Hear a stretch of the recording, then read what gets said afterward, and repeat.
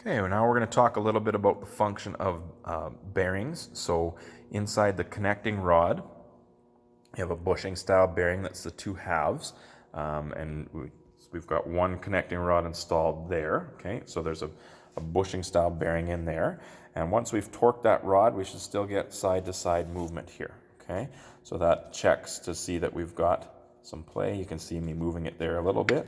Okay, so it is moving back and forth. That's just a good way to check that we've installed it correctly. Of course, we've plastic gauged it and measured the oil clearance, but after we put it together with our lube, we should still have that side clearance. Okay, now this would be a main bearing, right? So the main bearing's function is to support and hold the crankshaft, right? The connecting rod bearing is to support and hold the connecting rod, right? So we talked a little bit about how the connecting rod and piston work together to create reciprocating motion to rotary motion, but they can't work without the crankshaft, okay? The crankshaft's offset journal is what makes that big circle on the end of the big end of the connecting rod, okay? The rod journal end, okay? So as that connecting rod turns around, crankshaft turns around, the connecting rod turns with it, okay?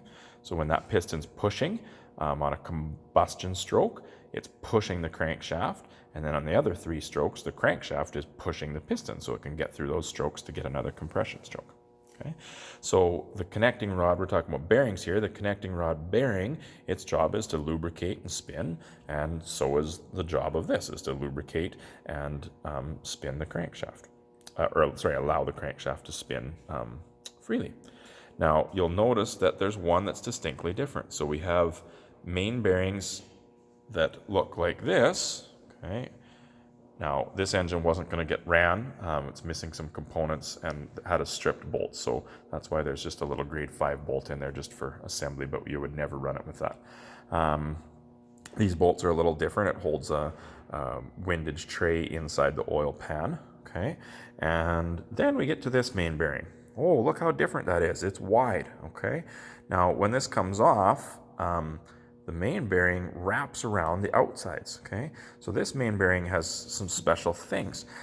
It's what controls the end play of the crank, okay? It's called a thrust bearing. So the crankshaft, if we didn't have that bearing wrapping around the outsides of this and touching machined edges in here and in here, this crankshaft would just go back and forth, and the counterweights and journals would slam into the main bearing caps and the block. Okay, so that thrust bearing is what keeps this in place and prevents it from moving too much back and forth. But it has to move back and forth. It has a certain amount of movement, about 6 thou, I think, on this engine, so that it can expand.